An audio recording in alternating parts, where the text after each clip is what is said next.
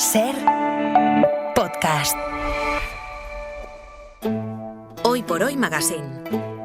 Ser podcast. En temporadas anteriores de Amigos Alegres. Yo recuerdo que hace 32 años, en la época de Jamón Jamón, Vigas Luna, que era un poco brujo, me soltó esto.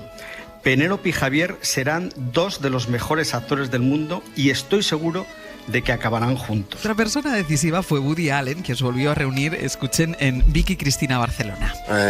No es eso, Marilena, no es eso. Es simplemente, mírame. Do you know how much we love you? Yeah.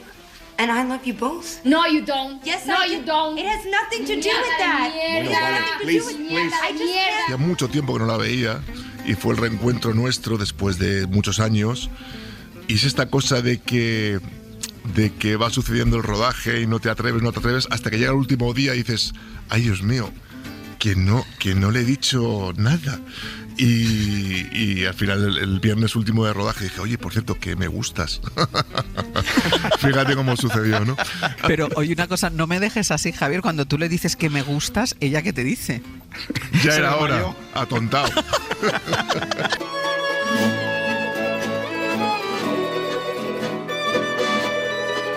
Hora del esperado reencuentro con Luis Alegre después del largo y caluroso verano en el que hemos tenido cerrado el Club de los Amigos Más Alegres, club que abrimos a estas horas de nuevo para que, como sucedió ya por el mes de mayo de 2023 con Javier Bardem, podamos ampliar aún más si cabe nuestro círculo de amistades. Y por eso esta mañana, en la inauguración de la temporada, solicitamos la amistad del director Juanma Bajo Ulloa. Suelo decir que soy un observador, ¿no? Para crear algo primero tienes que tener interés o tener curiosidad. Me interesa mucho el comportamiento humano y me interesa mucho también el comportamiento del poder, cómo el poder manipula al ser humano, ¿no?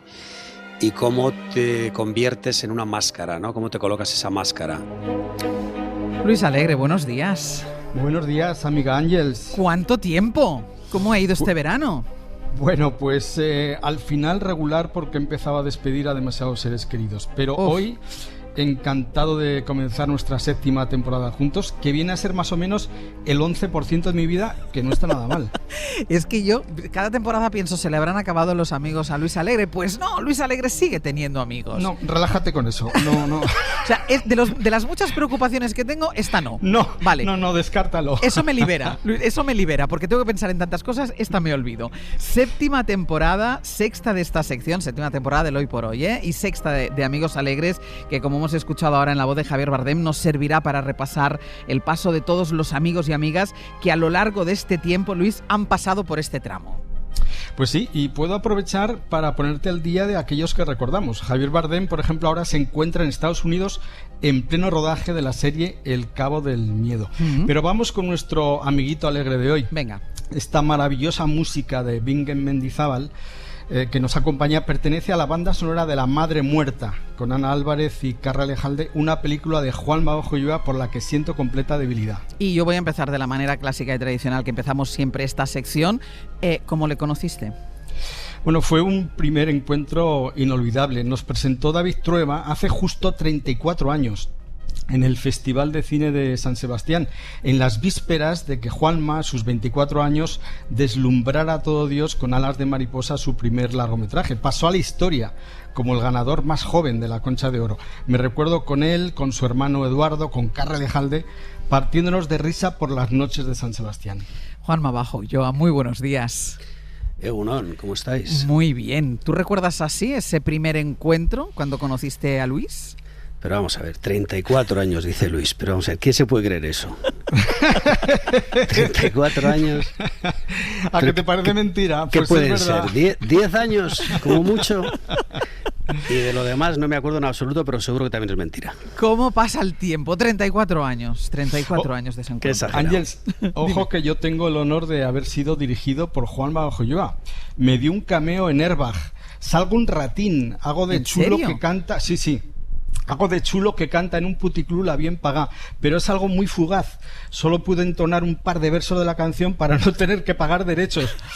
Pero vamos, parece claro que ese instante fue una de las claves del gran pelotazo de la película. Juanma, fue una de las claves del pelotazo. Pues mira, eso sí es cierto, que era un chulo Que era un chulo Luis Alegre, eso sí que es cierto. Ahora ya está retirado de la calle, pero sí, en su día era bastante chuleta. Pero ¿y es verdad eso de las 2 frases para no pagar derechos? Sí, es que ya sabes que, bueno, son cosas que se improvisan, entonces no habíamos hablado con los autores de la canción ni con la Sociedad General de Autores y no estaba en presupuesto, por lo tanto tuvimos que improvisar y estaba cantando y le dije, corta, ya, porque la siguiente nota nos cobran. Me la cobran. Exacto.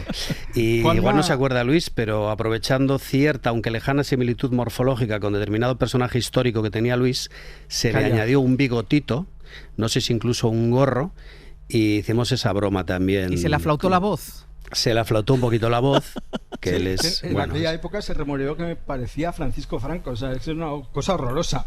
Bueno, vamos a cambiar de tema. Venga, sí que el invitado es Juanma. Sí, se pasó la infancia y adolescencia en Vitoria, rodeado de imágenes, en la tienda de fotografía de su familia, y llegó a ser fotógrafo de bautizos, bodas y comuniones. Pero hubo un momento decisivo. Al ver La Guerra de las Galaxias, con 10 años, le voló la cabeza. ¿Qué pasó? ¿Qué tipo de revelación, Juanma, tuviste con esa película? Bueno, digamos que yo era un niño no muy extrovertido, pero que tenía una imaginación bastante difícil de contener, ¿no? Y yo soñaba cosas extraordinarias, pero no me gustaba especialmente la realidad. O sea, yo recuerdo que mi vida para mí se me antojaba, bueno, pues dura, ¿no? Y ver esa película, sencillamente se me abrió la mente, ¿no? Como decís ahora, ¿no? Que te explota el cerebro y todo eso que se dice ahora. Y es que aunque no era verdad lo que estaba viendo, parecía verdad, ¿no? Era la primera vez que una película de ciencia ficción era tan absolutamente creíble y tenía un nivel de calidad, una factura tan extraordinaria, que es que era verosímil todo, ¿no? Sí. Y ese universo que estaba viendo en la pantalla era mejor que el mío. Así que ya no podía vivir en mi universo, tenía que al menos tratar de imaginar universos nuevos y pensé que definitivamente yo quería hacer eso. Lo que pasa es que, claro, parecía algo imposible. ¿Tenías 10 años entonces?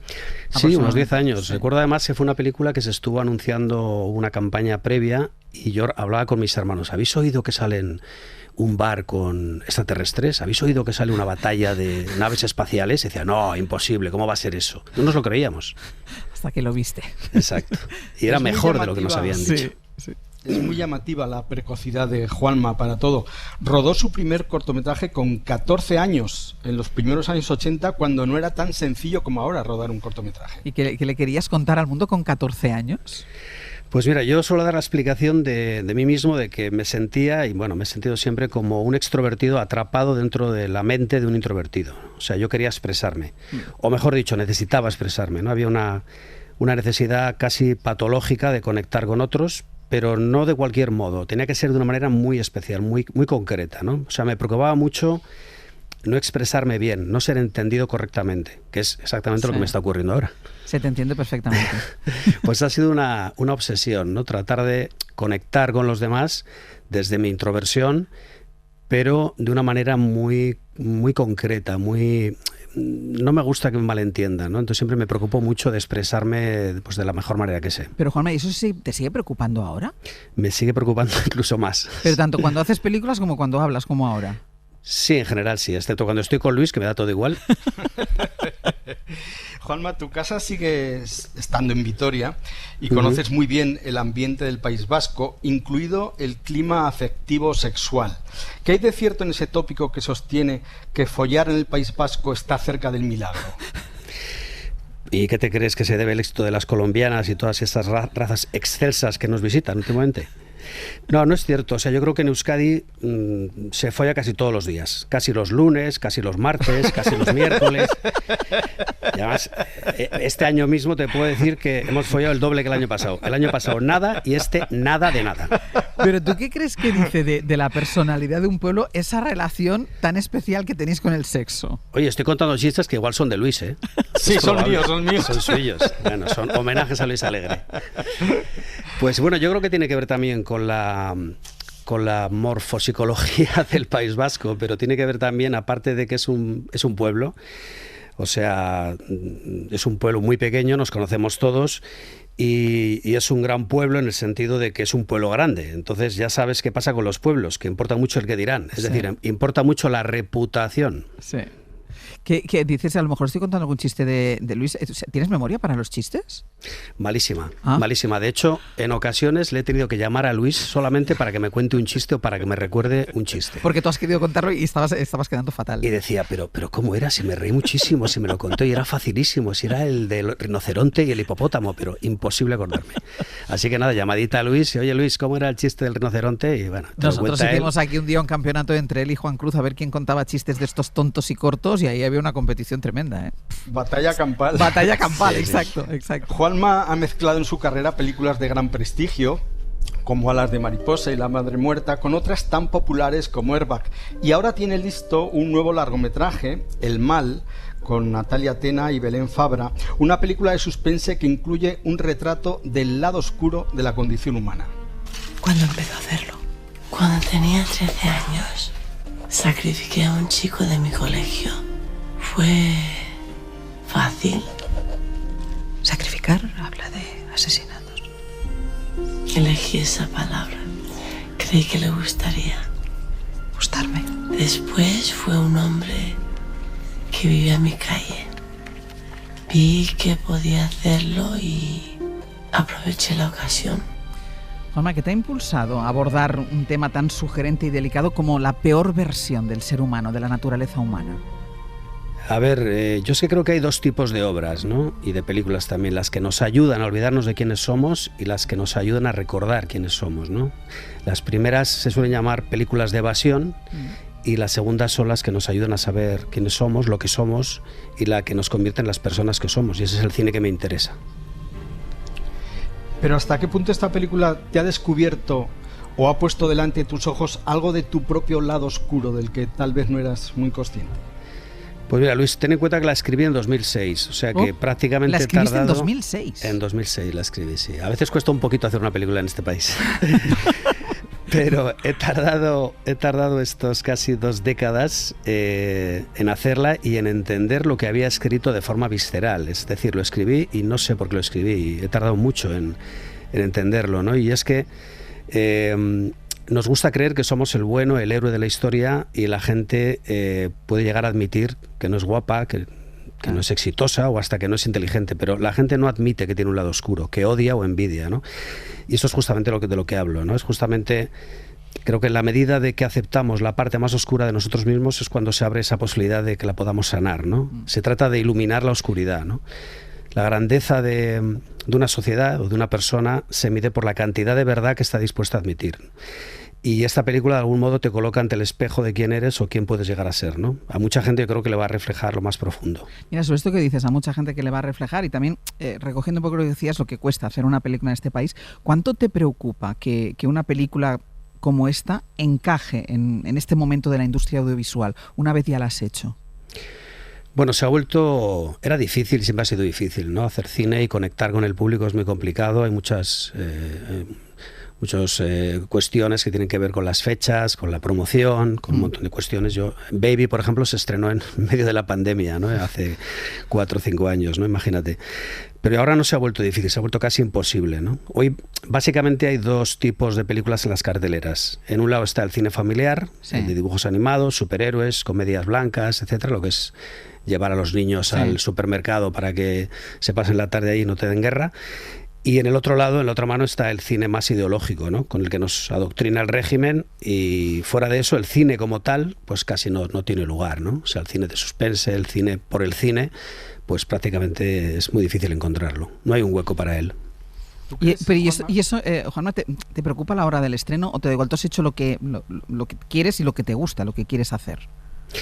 Bueno, es que no puedes estar pensando cuando realizas una película en los problemas que te puedes encontrar porque no la haces, ¿no? Yo hago lo que creo que debo hacer, lo que siento, esa conexión de la que hablaba con el público y con la gente, que es de alguna forma una forma de terapia, y lo que ocurra después pues ya no está en mi mano, ¿no? Intento empujarlo, intento ser sincero con mi mensaje.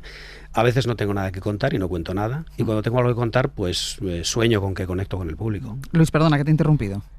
¿Crees, Juanma, que has pagado un precio demasiado alto por ser tan independiente, insumiso y tan a tu aire? A ver, el precio que yo he pagado creo que es el mismo que paga cualquiera que desea ser libre o que desea ser soberano de sí mismo, ¿no? O sea, que es el más alto, ¿no? Porque no hay nada que moleste tanto al poder y al poder totalitario que tenemos ahora mismo más, como la libertad y la independencia de un individuo, ¿no? Entonces lo pago gustosamente. Y una cosa, has llegado a ser, cuando primero 10 años con esa Guerra de las Galaxias, 14 años con ese primer corto, y viendo ahora en perspectiva, ¿has llegado a ser el cineasta que querías o que pensabas que serías cuando hacías ese primer corto? Es que lo que explicaba antes es que yo soñaba con ser cineasta, pero no imaginaba que se podía ser cineasta. Yo pensaba que era algo que tenías que haber nacido en Nueva York o como mucho en Madrid o en Barcelona, pero no en Vitoria. Nadie hacía cine en Vitoria, ¿no? Y bueno, mira, 30 años después aquí estoy hablando a la gente sobre mis sueños o sobre mis pesadillas. O sea que imagínate si puedo estar satisfecho. Tú me decías antes, Luis, que pasaste tu infancia en la tienda de fotografía de tus padres. ¿Cómo te condicionó crecer rodeado de imágenes? Me condicionó mucho. Yo tenía, por un lado, una necesidad que antes contaba casi patológica de conectar, de ser apreciado, de ser escuchado. Yo creo que todo el mundo la tiene, ¿no? Pero en mi caso era grande y tenía pues un fondo de imágenes donde vendíamos cámaras, donde hacíamos fotos de bodas, de bautizos, le decía a la gente cómo posar para estar más guapa, etc. Y luego tenía una absoluta fanatismo por la música, tenía una necesidad de tocar un instrumento, la música me volvía loco, literalmente. Entonces, un buen día me di cuenta que el cine tenía todo eso. El cine era una conexión, contabas historias, que era lo que me gustaba hacer en el recreo, tenías música, podías utilizar la música para narrar esa historia, y además mi conocimiento de la imagen, de la química incluso de la imagen, era extremadamente útil. Entonces, en esas tres disciplinas estaba el cine, y ahí estaba yo. Y sobre música, para cerrar la conversación, nuestro ya nuevo amigo Juanma Bajullo ha elegido este temazo de Pink Floyd.